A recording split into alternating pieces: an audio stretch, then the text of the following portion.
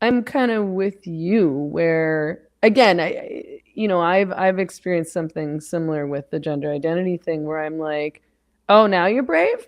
Like now Hmm. when it's not brave anymore. Hmm. Like Hmm. now you could have said something when I said something and maybe we could have stopped this from happening in the first Yeah. place, but you didn't. Hmm. And Hmm. and now that it's like the cool thing to do and we're all done with woke and we're saying all the things that we weren't allowed to say 3 years ago, Hmm. now you're making this your platform? Like get out of Yeah. here. Hmm.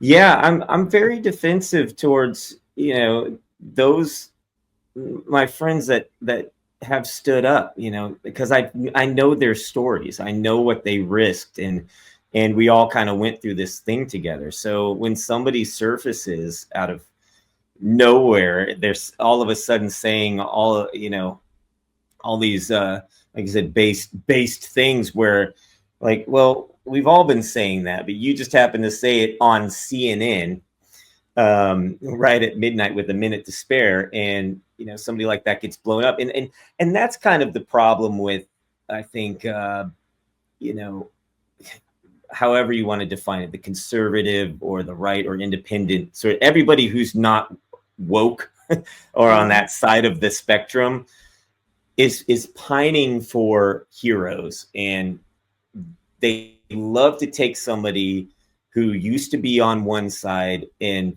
if they say the right thing, then they gobble it up and they go, look, this person who's on the who was against us is now with us, and they get very excited about that and build them up very quickly. And I get Yeah. very tired of seeing that, because there's plenty of us that have been here the whole time, and you know I whether it's not just me, it's friends who are comedians, friends who are actors, who took the chance to say something when it really really mattered, and they've been overlooked, this whole time, and then somebody else comes along and you know just gets pushed up to, put up on this pedestal. I'm like, do you not, like, take 5 minutes before you get excited and go look at their history, see where they're at. The receipts are all there. Go see the breadcrumbs from of where they were.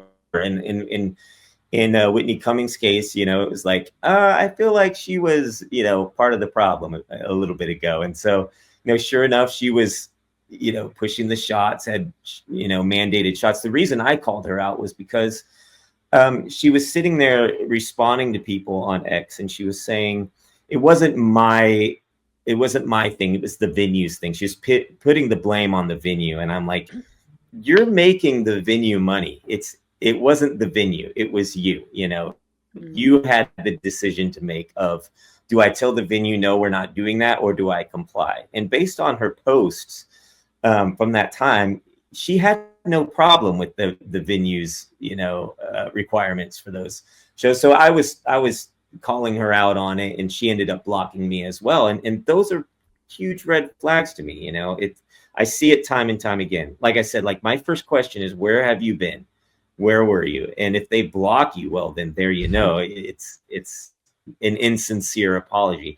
Because I'm all for, people changing their mind. Like, I get flack for it on X because I call people out all the time, and people go, how are we supposed to win anybody over if you're calling them out whenever they change Yeah. their mind? I'm like, I don't think they changed their mind. I think they're trying to save face. They're trying to Yeah. cover their own ass, but they're not sincere about it.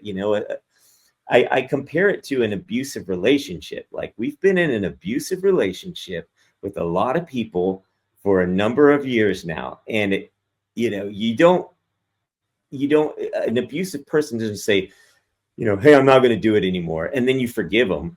Like, that's not how it works. Trust has been broken, and so for a lot Mhm. of these figures, to me, I go, you have a lot of work to do, to rebuild that trust if you really mean it. So prove it. But you know, maybe that's foolish of me, because Chrissy and I were joking that we could have just, gone along and complied the whole time, and came out on the other side and just said the right thing for 60 seconds and been cheered for it. So who knows? Maybe we're the foolish ones risking our career and stuff.